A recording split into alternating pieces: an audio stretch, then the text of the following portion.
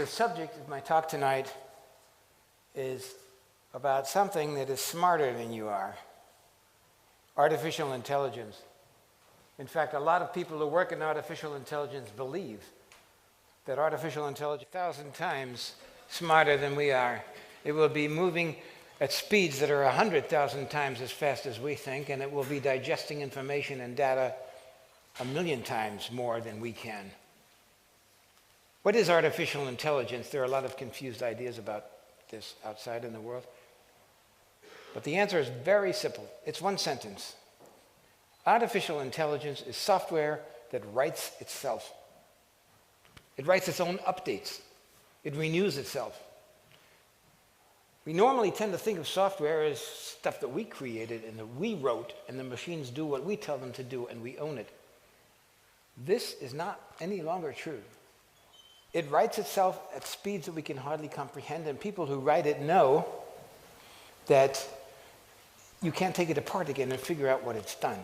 It writes independently, autonomously. It develops its own way of thinking, and there are dangers associated with that. So a lot of people ask, when is it going to happen? When is artificial intelligence going to be smarter than us people? Some people say 50 years. Some say 30 years. Some say 5 years. I say it already has surpassed us in many areas of our society. Let's take, for example, some examples from right here and now, and I apparently have to point this. Okay. The examples that we're going to talk about are not science fiction. They're not visions. They aren't things that are going to happen at some point. They are things that exist today, for example, in the stock markets, whether Frankfurt or Tokyo or New York or London. The people you see down there working on your TV show and you're watching it, they're more or less extras in a movie. They aren't doing the big moving. The big moving is being done by high-frequency computers. They move so fast they make, in milliseconds, billion-dollar business. Computers have far succeeded what we can do. In fact, I did a film once about a company that moved 5 blocks closer to the Frankfurt stock market because at the speed of light on glass cable, they saved so much time getting closer to the computers at the Frankfurter Stock Exchange. That will give you an idea of how fast they think and how helpless we as human beings are. You may remember the old pictures of the stockbrokers with 5 telephones in each hand, running back and forth, writing things on paper. That was way before yesterday. Computers have taken over this very, very important part of our society, a heart of our financial community. And no one understands exactly how these algorithms function. They used to understand them, but they've been improved by artificial intelligence. I don't know how many people flew in today, but if you were sitting in an airplane, you probably had 30 different tariffs and prices in your cabin because the pricing is all done, same is true of hotels, by machines that are collecting global information, making decisions within split seconds what the price of that airplane seat or that hotel room is going to be. And where it's most critical of all, we're talking about life and death, is in medicine. Computers are better than we are as human beings in several areas already today. We're talking about here and now. This is not science fiction. I'm speaking next week at the Universitätsklinikum in Essen. And their radiologists, who are supposed to be some of the best radiologists in Germany, they say that a computer can recognize a tumor on an MT or on a CT, MRT or CT, faster and better and more precisely than a human being can. It's picture analysis, and it's done very well by computers, especially in medicine where it saves lives. Now, the robots are getting better and better. They're looking cute. They have these big baby eyes, the sweet way of looking at you. They can examine your facial expression and adjust theirs. But don't be fooled by robots, even when they get warm skin and even when they get perfume and they start smelling like us and getting really interesting, they are still machines. They have no warm blood in them. There's no sex in them. They have no mortality. They're cold code lines. And they shouldn't be misunderstood. Now, I want you to understand what the power of artificial intelligence is, and I have two examples. One is surveillance cameras. Everybody knows, that we're being watched by cameras everywhere, and most people think surveillance is a camera there, and it's me down here, and it's watching me. One person, one camera. Well, that's because we're stupid. That's the way we comprehend the surveillance, one camera, one person. We can't comprehend it when it goes beyond that.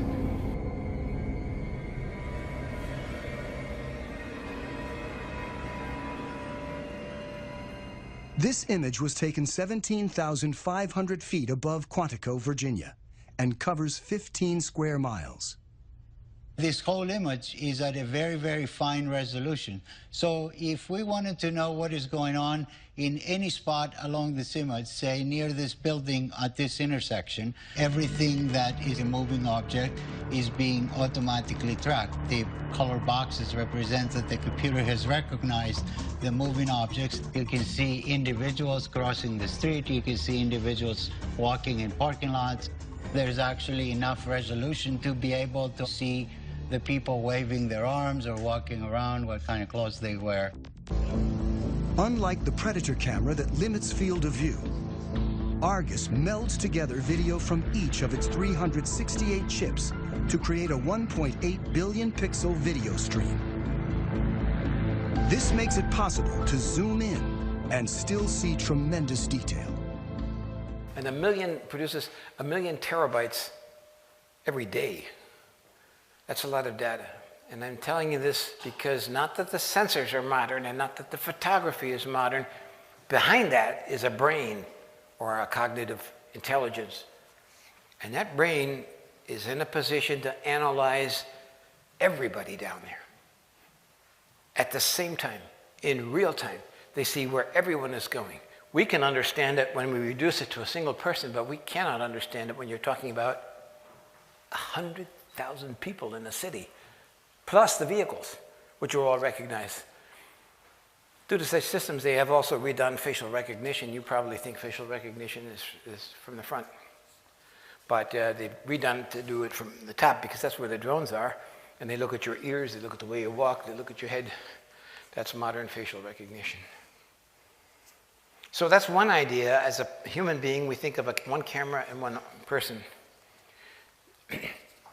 This is a little of their things, that it's taking all the details, all the music up, and they record it so they can tell where that person was 2 weeks ago, 2 months ago, what stores he visited, what his whole behavioral patterns are. That's all part of the analysis of Argus. These are called tennis balls in military and intelligence circles.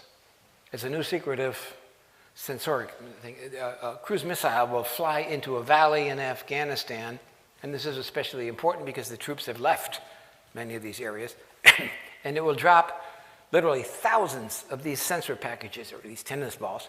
They're all packed in foam rubber. They record with cameras, they record with microphones, they record with seismic measurements, they record with Geiger counters, they record with chemical sensors that can look for chemical things. That's not the amazing part of it, and it's not the amazing part that they have a little signal that goes over here to the transmitter goes up to the satellite.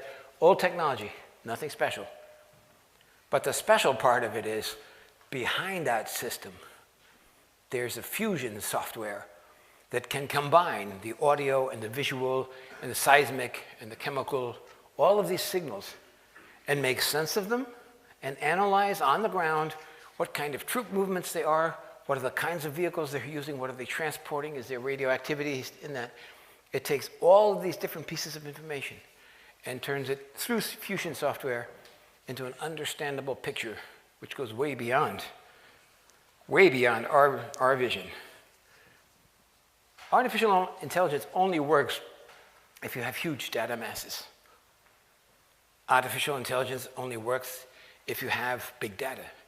But big data only works if you have artificial intelligence to make sense of it, because human beings can no longer sort and sift and order the huge volumes of data that we have collected. And thus it is not surprising that the company that has the most information in the world, it's probably the most powerful country in the world, Google, is very interested in artificial intelligence and has been traveling around the world as a shopping queen, buying all the companies that are dealing with robotics. This is one of their robots. This is called Atlas. And they're buying artificial intelligence, all the artificial intelligence companies from around the world. Now this is, if you ask Google, it's a peaceful robot, right? He doesn't have a gun. He doesn't throw atomic bombs. You know, he just walks around and stands there. But you may have seen the superimposers DARPA, Defense Advanced Research Projects Agency. That is the research arm of the Pentagon. And then you see the video was made by Lockheed Martin, which is one of the most powerful and influential and richest weapons companies in the world. So why is the Pentagon investing this money? Why has Lockheed Martin taken over large aspects of the company? This guy's called Big Dog. He also belongs to Google, also DARPA financed. Peaceful dog, right? Unless he gets caught on a maneuver of the United States Marines as part of a military unit. So these are not flower children. These are robots that have a function, and robots that have a function and an intelligence, and perhaps an intelligence that goes beyond us, are dangerous things. Now that's a Predator drone. It was taken at a secretive United States Air Force base in New Mexico. Predator drones you've seen, right? You've seen them on TV, you've seen them in the newspapers. They're old. They're 20 years old, the technology. This is, I mean, it looks very scary when the Spiegel and the ARD write modern technology and the guys in the joystick and killing people and Taliban and in Afghanistan far away. But that's what a modern drone looks like. This is not a Predator, this is a Pegasus. It's an X-47B. It's owned by the Navy. It's a jet-powered machine, not like a propeller-driven Predator. It goes 2,000 miles into enemy territory. It carries 2,000 kilos worth of explosives, and it's run by artificial intelligence. It starts alone, flies its mission alone, comes back alone, and here's the clue, it lands all by itself on an aircraft carrier. Talk to any pilot you've ever met. What's the most difficult landing area you can possibly imagine? They say it's an aircraft carrier. Short runway, things moving, very hard. This thinking drone can do it. But here are the two keys to Pegasus. Pegasus is invisible. Now, I'm not talking about stealth and being invisible to radar. I'm talking about invisible to the human eye. And you won't find this in any newspaper anywhere. It's invisible to the human eye because the bottom has an LED layer on it, and the top has cameras, which have been removed here in the picture, which film the sky, and they project on the bottom a live picture of the clouds up above the aircraft, and you can hardly see it. And they're responsible for a lot of these UFO sightings in Nevada near the testing areas. Jet engine propulsion, a reach of, oops, this is in German, of 2,000 miles, start and landing all by itself. Stealth is optical stealth. You can't see it. And the kill decision, which is required by United States law to be made by human beings. Human beings must be in the loop before someone is killed by a drone, but it's in the machine. And it doesn't need people. It can decide by itself whether or not it kills somebody. And the experts say it's going to make less mistakes and less collateral damage than the human decisions. The kill decision in robots in the air, in robots on the ground, in robots in the water or underwater, where there are also drones, is made by, or can be made by machines. And in my book, I quote many official United States government documents which say, our goal is to have the kill decision made by them. The problem is, artificial intelligence, sometimes they make mistakes. This is Talon. He's an automatic cannon. I mean, they can, a lot of ammunition in that thing, and you can also put rockets on it. And it's in Iraq since 2007.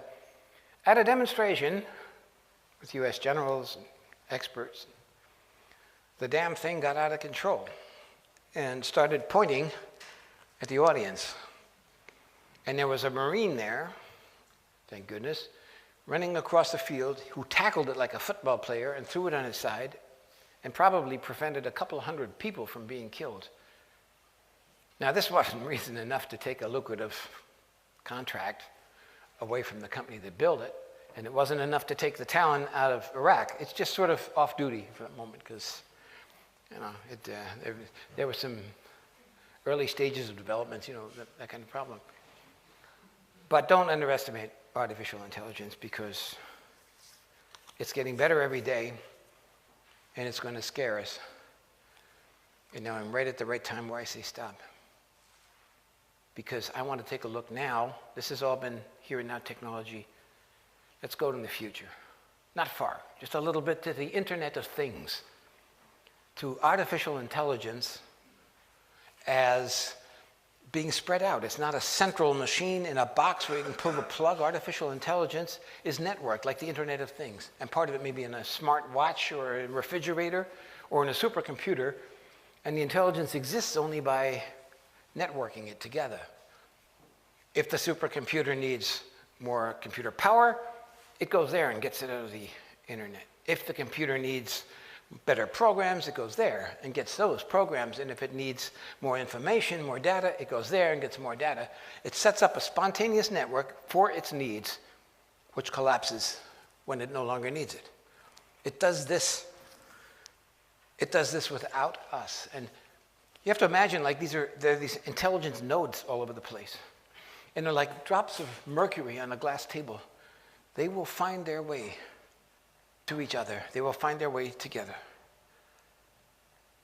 Now, we have to be very careful because survival is an issue for artificial intelligence. It needs to exist to be able to do the things it wants to do according to its program.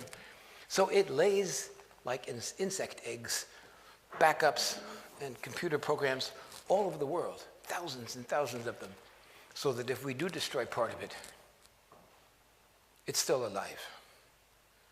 My job to you is the wake-up call to make you aware of the problem. Your job is to figure out how we're going to stop this before it kills us.